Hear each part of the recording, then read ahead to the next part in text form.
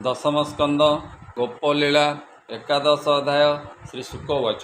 ଶୁକବଚନ ଶୁଣି ରାୟ ହରିଚରଣ କରିଧ୍ୟାଏ ମନ ଆନନ୍ଦେ ନୃପ ବର ମୁନି କି କହନ୍ତି ଉତ୍ତରମ୍।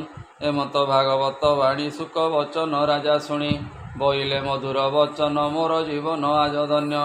ଭମୁନି କୁବେର କୁମରେ ବୃକ୍ଷ ହୋଇଲେ ଗୋପପୁରେ କି ଦୋଷ କଲେ ନାରଦଙ୍କୁ ସାପ ପାଇଲେ କେଉଁ ପାପୁ। ତାହାଙ୍କ ଦେହେ ନାହିଁ ଦୋଷ ବିଶେଷ ଗୋବିନ୍ଦର ଦାସ କେତେ ଅନୀତି ଆଚରିଲେ ନିର୍ଗୁଣ ମୁନି କି ଚାଳିଲେ ତେଣୁ ହୋଇଲେ ବୃକ୍ଷ ଦୁଇ ଗୋପନଗରେ ବେନି ଭାଇ ସେ କଥା କହ ମୁନିବର ନିର୍ମଳ ହେଉ ମୋ ଶରୀର। ମୁନି କହନ୍ତି ତାହା ଶୁଣି ହରିଚରିତ ମନେ ଗୁଣି ନରକ ନିବାରଣ କଥା କହନ୍ତି ମୁନି ସୁଦ ଚେତା। ନଳ କୁବେର ମଣିଗ୍ରୀବ ତପେ ତୋଷିଲେ ସଦାଶିବ ପ୍ରସନ୍ନ ହୋଇ ଉମାଧବ ବଇଲେ ବର ନିୟଜବ ଶୁଣି ସାନନ୍ଦ ବେନି ଭାଇ କହନ୍ତି ଶିରେ କର ଦେଇ ଅନ୍ୟ ସମ୍ପଦେ କାର୍ଯ୍ୟ ନାହିଁ ଶୁଣିବା ତ୍ରୈଲୋକ୍ୟ ଗୋସାଇଁ ସତ୍ୟକ ଯକ୍ଷ ଅପସରି ଆମ୍ଭେ ରମିବୁ ପାଇ କରି ଅସ୍ତୁ କହିଲେ ଶୂଳ ପାଣି ଦଇବ ମିଳାଇଲା ଆଣି କନ୍ୟା ସତ୍ୟକ ଘେନି ସଙ୍ଗେ ମିଳିଲେ ଗଙ୍ଗା ନଦୀ ଲାଗେ ଦଇବେ ନିଧାଘର କାଳ ଡେଇଁ ପଡ଼ିଲେ ଗଙ୍ଗା ଜଳ ବାରୁଣୀ ମଧ୍ୟ କଲେ ପାନ ଭୋଳେ ହୋଇଲେ ହତ ଜ୍ଞାନ ବସ୍ତ୍ର ପାଲଟି ବୃକ୍ଷ ମୂଳେ କନ୍ୟାଏ ପଶିଗଲେ ଜଳେ କରନ୍ତି ନାନା ରଙ୍ଗେ କେଳି ହାସ ପରି ହାସ ଜମାଳି କରନ୍ତି ନାନା ରଙ୍ଗେ କେଳି ହାସ ପରି ହାସ ଢମାଳି ହେମନ୍ତ ସମୟେ ନାରଦ ଜାନ୍ତେ କରନ୍ତି ବୀଣାନାଦ ଆଶ୍ରମ ନାମେ ବଦରିକା ତହିଁକି ଯାଉଛନ୍ତି ଏକା ହରି ଭକତି ଚିତ୍ତେ ଧ୍ୟାଇ ନାଚନ୍ତି ବୀଣା ବାଦ୍ୟ ଭାଇ ଏ କନ୍ୟାଏ ଦେଖି ମୁନି ବରେ ବସ୍ତ୍ର ପିନ୍ଧିଲେ ଉଠିତିରେ ଭୟେ କମ୍ପତି ଥରର ନ ପୁଣେ କୋପେ ମୁନିବର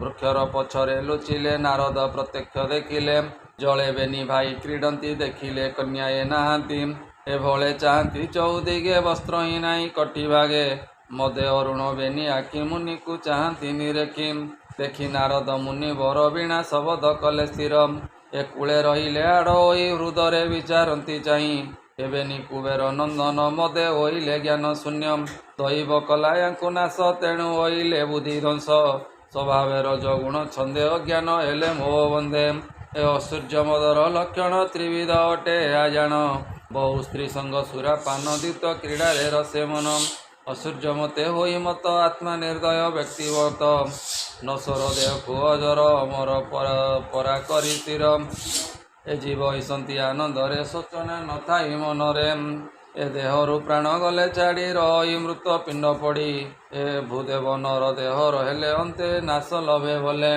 ଏ କୃମି ବିଷ୍ଠା ବା ଭସ୍ମ ନାମ ବହି ଏଥେ ନାହିଁ ଭ୍ରମ ଏତେବେ ହେଁ ଦିବ୍ୟ ଦେହ ପାଇ ନ ବୁଝି ଅନ୍ୟକୁ ହିଂସଇ ଏ ଦେହ ଅଟଇ କାହାର ମାତା ପିତା ବା ବନ୍ଧୁଙ୍କର ଅଥବା ବଳ ଅଛି ଯାର ତାହାର ଏତେ ଅଧିକାର ନିଜର ନୁହେଁ ଏହି ଦେହ ବୁଝିବା ଅଟଇ ସନ୍ଦେହ ଜନ୍ମି ଅବ୍ୟକ୍ତ ବସ୍ତୁ ହିଁ କୋପ ହୁଇ ପୁଣ ତହିଁ ଐଶ୍ୱର୍ଯ୍ୟ ବଳ ମନ ଯାର ଦାରିଦ୍ର୍ୟ ତାର ପ୍ରତିକାର ଦରିଦ୍ର ପଣେ ଦୁଃଖ ପାଇ ଆତ୍ମାକୁ ଜଗତେ ଦେଖଇ ଏ ସମମଣ ହିଁ ଦୁଃଖ ସୁଖେ ସେ ପ୍ରାଣୀ ନାରାୟଣ ରଖେ ଏ କଣ୍ଟା ନବ ଏ ତାର ପାଦେ ସୁଖେ ବଞ୍ଚଇ ଅପ୍ରମାଦେ ଦୁଷ୍ଟ ନ ଜାଣେ ପରମାର୍ଥ ଜନ୍ତୁ ମାରଣେ ସମରଥ ଯାହାର ଦେହ କ୍ଷତ ହୋଇ ସେ ଜାଣେ ଦୁଃଖ ସୁଖ ଦୁଇ ଏତେ ବିଚାରି ମୁନି ବର ଚଞ୍ଚଳ ମନ କରି ସ୍ଥିର କହନ୍ତି ଦୟା ଭାବ ଚିତ୍ତେ ନାଶ ଏ ଯିବେ ଏହି ମତେ ଏବେ ତ ଏହି ବେନି ଭାଇ ଭୋଳ ହୋଇଲେ ସୁରା ଖାଇ ଦେହକୁ ନ ଜାଣନ୍ତି ଭୋଳେ ବୃକ୍ଷ ହୋଇବେ ଏକ ତୁଲେ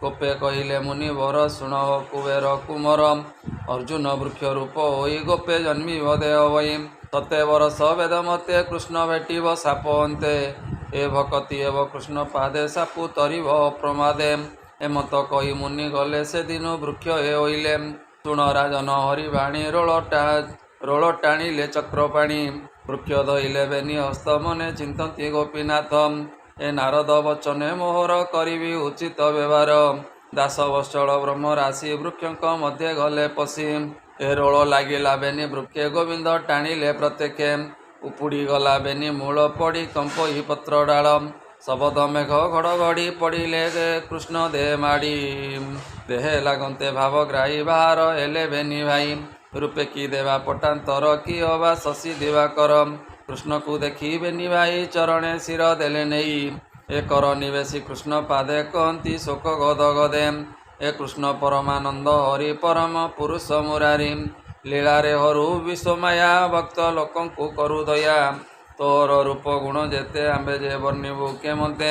ଏ ପୃଥିବୀ ଆଦି ପଞ୍ଚତତ୍ତ୍ୱ ନବ ଇନ୍ଦ୍ରିୟ ପଞ୍ଚଭୂତ। କାଳ ସ୍ୱଭାବେ ଜନ୍ମ ମୃତ୍ୟୁ ଜୀବ ପରମ ଆତ୍ମା ହେତୁ। ଭକତ ଜନ ନିସ୍ତାରଣେ ଶରୀର ବହୁତୁ କାରଣେ। ଏ ନାମ ତ ପରମ ମଙ୍ଗଳ ତ୍ରାହି କରିବୁ ଆଦିମୂଳ। ଅଷ୍ଟାଙ୍ଗ ଯୋଗ ଧ୍ୟାନ ଜ୍ଞାନୀ ତୋତେ ଚିନ୍ତନ୍ତି ବ୍ରହ୍ମଜ୍ଞାନୀ। ଏ ନାରଦ ଭେଟିବାର ଫଳେ ତୋତେ ଦେଖିବୁ ଚର୍ମ ଡୋଳେ। ଚକ୍ଷୁ ଶ୍ରବଣ ମନ ସ୍ଥିରେ ବେଦ ବଚନେ ସୃଷ୍ଟି କରେ। ତୋର ପାଦେ ଧ୍ୟାନ ହେଉ ତୋ ନାମ ଧରି ଦିନ ଯାଉ। ଅନେକ ଜନ୍ମେ ତପ କରି ତୋତେ ଦେଖିଲୁ ଦଇତାରି। ତୋର ସେବକ ମିତ୍ର ପଣେ ଖଟିବୁ ତୋହର ଚରଣେ। ଏମନ୍ତେ ବେନି କର ଯୋଡ଼ି ଆଜ୍ଞା ମାଗିଲେ ପାଦେ ପଡ଼ି। ହସି କହନ୍ତି ଭାବଗ୍ରାହୀ ସାଧୁକ ସଙ୍ଗ ଫଳ ଏଇ। ନାରଦ ଭେଟିବାର ଫଳୁ ହେଳେ ତରିଳ ଭବ ଜଳୁ। ମୋର ପାଦେ ଯାର ମନ ମୋ ନାମ କରନ୍ତି କୀର୍ତ୍ତନ। ପରେ ରଖନ୍ତି ଦୟା ଚିତ୍ତ ମାୟାରେ ନୁହନ୍ତି ମୋହିତ। ଏହାଙ୍କ ଦର୍ଶନ ଯେ ପାଇ ପାପ ତାହାକୁ ନ ଲାଗଇ। ଶୁଣ ହେ କୁବେର କୁମ୍ଭର ଆନନ୍ଦ ହୋଇଯାଅ ଘର। ଭକତ ହେଉ ମୁଁ ମୋର ପାଦେ ମୋତେ ପାଇବ ପ୍ରମାଦେ। କୃଷ୍ଣ ବଚନ ଶିରେ ଧରି ଉତ୍ତର ଦିଗେ ଗଲେ ଚଳି। ସେ ହରି ଚରଣେ ବିଶ୍ୱାସ କହି ଜଗନ୍ନାଥ ଦାସ। ଇତି ଶ୍ରୀମଦ୍ଭାଗବତେ ମହାପୁରାଣେ ପାରମହଂସ୍ୟାଂ ସହିତାଂ 82 ଦଶମ ସ୍କନ୍ଧେ ଜାମଳା ଅର୍ଜୁନ ମୋକ୍ଷଣେ ନାମ ଏକାଦଶ ଅଧ୍ୟାୟ। बोल आनंदे कवार हरि हरि बोल।